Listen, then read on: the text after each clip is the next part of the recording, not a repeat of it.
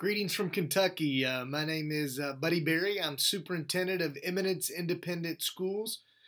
We are a public school system in central Kentucky. We are a small district of about 800 students.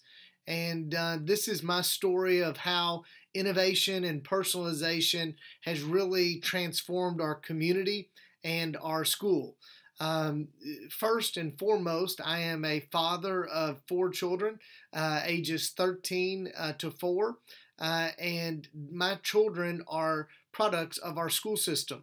As a matter of fact, our school has a history of 115 years, and my children will be 5th generation alumni in this building.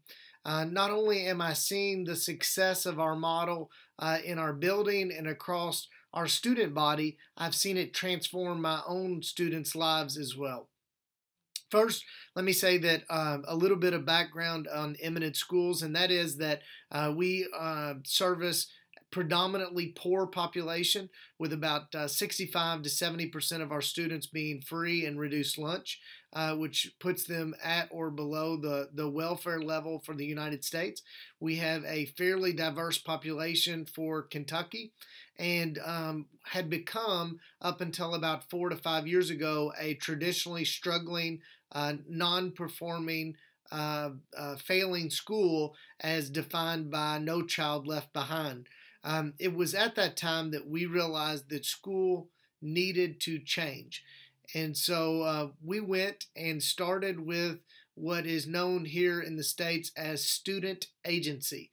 We began by interviewing students, by talking to them about their aspirations, about their goals, about how they could see themselves and their future careers and occupations, jobs, and how school was failing them and what about school was working for them. And by doing that, we realized that they did not have clear aspirations as to what the future could hold. They could not see into the potential of all the opportunities that they had before them. And so through those interviews, we realized that school needed to change, and it needed to change drastically. We started out by looking at the Council of Chief State School Officers here in the United States. They had created a plan for personalized learning that kind of revolved around 6 key areas. And they were world-class knowledge and skills. They were performance-based learning. Also personalized learning, comprehensive systems of support, anytime, anywhere learning, and student agency. I've already kind of given you a bit of an overview of student agency, but as far as the other 5 and the 6 being student agency, think of it as knobs on a dashboard, on a gauge. And so every school or every district may use different amounts of each of those 6 key concepts, but at the same time, all 6 key concepts we feel are very important into overhauling school structures and student experiences. What I will say about the world-class knowledge and skills is starting with defining what you want the outcomes to be for your students is critical to their success. Defining what you think a world-class student for your country or for your region or for your school or district looks like as far as when they're at the end of their journey, and then figuring out the steps along the way to reach that outcome is critical to the process. You want to be able to define what you want in order to get what you set out to get in terms of the finished, accomplished student at the end of their career or their educational experience. As far as performance-based learning, we have found that the higher levels of hands-on, authentic, engaged learners, the better it is for those students to adapt what they're seeing from their teachers, what they're hearing, what they're learning, and then once they experience that learning, it becomes drastically more powerful in terms of how the student is able to use what they've learned. I'm going to dig in deeper on personalized learning, which I think is the ultimate goal of innovation, but in just a moment. But as far as comprehensive systems of support, what resources do you have as a school, as a region, as a country to be able to wrap around the student beyond school hours, beyond the school day, at the school day? How can you take what staff or resource, no matter how minimal? We were a district that had very little resources, and yet had to figure out a way to make those resources work to maximize the learning for every student. And then anytime, anywhere learning. Eminence Schools was, if not the inventor of the Wi-Fi bus, one of the early adopters of putting Wi-Fi internet on all of our school buses. We're doing that at a cost of $40 a month. For us, that's very economical, and it also connects students to their learning anywhere. Anywhere that they're traveling, anywhere that they're going, anywhere the bus is parked, the students have access to internet signals. In terms of the overall goal of innovation, I think it is to create a completely personalized learning system for those students, for your students, for my students. And you say, well, how do you do that? First, I think that you personalize the learning by giving students as much choice, as much opportunity to have it catered, almost as a doctor prescribes medicine to patients.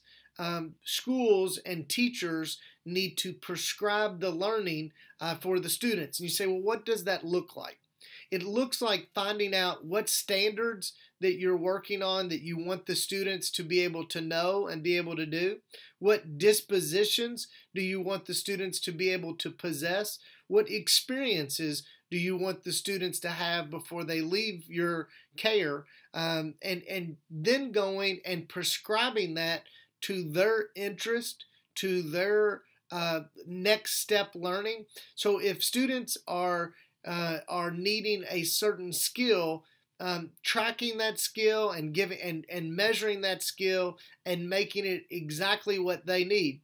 I think gone are the days of classes of 200 where you just broadcast the lesson to all of them while hoping that what sticks and that students just get what they get.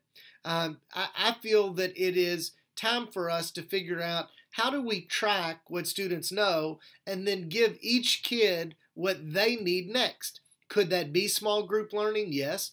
Could it be large group learning for new concepts? It could be. But building in that time of truly having maybe a portfolio, maybe a checklist of what students know and what they need to be able to know, and then measuring that and checking that off so that the learning can be catered to them. Giving students the opportunity to decide how to prove what they know. Like, how do we go and show our learning to our peers, to our communities? How do we go and make that learning authentic so that the students can go and really get beyond just test questions or just multiple choice, and really being able to use what they're learning for real-world applications. Secondly, I think it's important to personalize with a purpose. And you say, well, what does that look like? I think we have to get students to look beyond their present. We have to get students to look beyond today. And you say, well, how do we get students from impoverished, marginalized areas to see the future that they might have? And I think in order to do that, you have to find the investment in time, energy, resources to show students opportunities that exist beyond their world, beyond whatever the world is as they view it. And you say, well, how do we do that? If you can even get one device, one computer, you can open up literally every experience the world has to offer. We live in the greatest time in history in how connected we can become at the power of one device. Even if marginalized areas have no money and no resources for devices, even one shared device with an internet signal can transform an entire community or town. And you say, how do they do that? They do it through things such as Google, being able to search out different any information, any context, any research. There is a new thing called Google Expeditions that literally allows kids to take virtual field trips and experiences on almost any topic they could imagine. You could take students or towns and see any museum in the world. You could take students and do walkthroughs of even Disney World if you wanted to. You could, from that one device, an entire town could be exposed to all of the wealth of information and resources that the world has to offer. I think it's important to find people from areas that you're from, whatever region you're from, whatever country you're from, to find people like your students that have succeeded, that have moved on to different things and different accomplishments, to either videotape their message. There is power in the testimony of an individual that is from that area, that is like the people that they're speaking to, and then being able to show how big the world is and how much opportunities exist outside of our own communities. We experience that here at Eminence. Our students live in generations of poverty. And so oftentimes their world does not exist beyond the 5 miles of our city. Even with all of the technology in the world, without seeing directly how people can become more than their situation, without those speakers, without seeing the world outside them, they'll never have the courage to go try it themselves. In our case, we want people to come back here and live and make homes, but we want them to choose to come back here. We don't want them to be stuck here. And we want to give them the opportunity to be anything that they could dream of being. And that starts with back in school age of exposing them to careers, to opportunities, to internships, and to really seeing just how big the world is. And lastly, in terms of personalization, and I know this becomes extremely difficult with minimal resources. I know it becomes extremely difficult sometimes with student to teacher ratios, but trying to make the learning personalized with fun, making it where kids want to learn, making it where the learning is more than just reading in a book, but it becomes a passion project. It becomes something that they're excited about. It becomes the ability to make it enjoyable. And you say, well, how do you do that?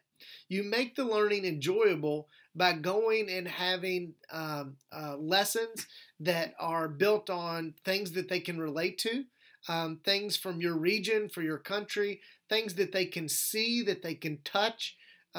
It can be, if you're an agricultural community, you might tie math to farming. If you're from a very urban region, it may be tied to recycling, or it might be tied to pollution, or it might be tied to how fast does something fall from one of your larger buildings, or how fast do the animals in your region move, and comparing the movement of the animals by actually finding the animals and lining them up and measuring that speed. It varies from region to region. In Kentucky, we're known for our horses, so it may be studying math lessons based on the times that horses are able to race around the track. It may be studying, horses and the various breeds and species, and studying the similarities and differences in order to begin to do comparing and contrasting for essays. It's trying to find ways that connect kids to things that they can really experience or see or touch and taste, and making that learning as real as possible. If kids, there's power in the ability to play. There's power in the ability to experience learning and not just have learning thrust upon you. And also with that, give kids problems to solve. Give kids the ability to face, problems that your region faces or that your governments are facing, and ask kids to provide solutions to those problems, to really be a part of working hand in hand with other adults and with civic leaders and community leaders and government officials.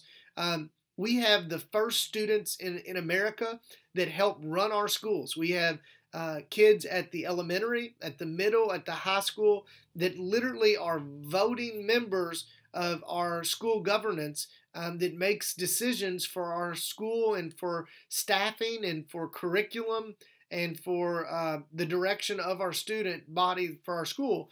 And it has been powerful to watch kids really transform our community and to really help inspire us adults to change. And what I'll say in closing is that any steps towards making education more personalized are going to be steps that won't be wasted. I will also tell you that innovation and personalization is messy, and it is hard, but it's worth it. I remember, I started this by talking about start with the students, start with finding out how they learn, what problems they're facing, what aspirations they have.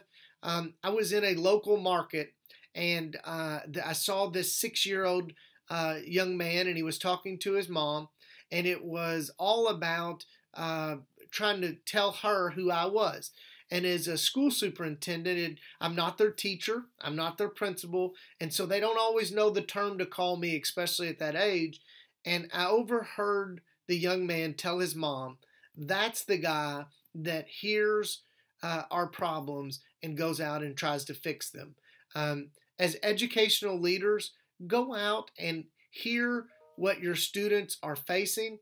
Find out the problems that are going on in their areas and in their communities. And I dare you and I challenge you to go out and try to solve those problems, to meet those problems, treating the students as co-learners, treating the students as ambassadors of your vision.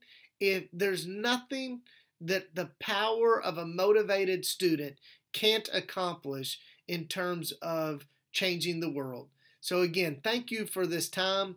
If you have any questions at all, you can reach me at Buddy Berry on Twitter, or my email is buddy.berry@Eminence, EMINENCE.kyschools.us. I wish you a great and terrific conference. And again, thank you for allowing me to share.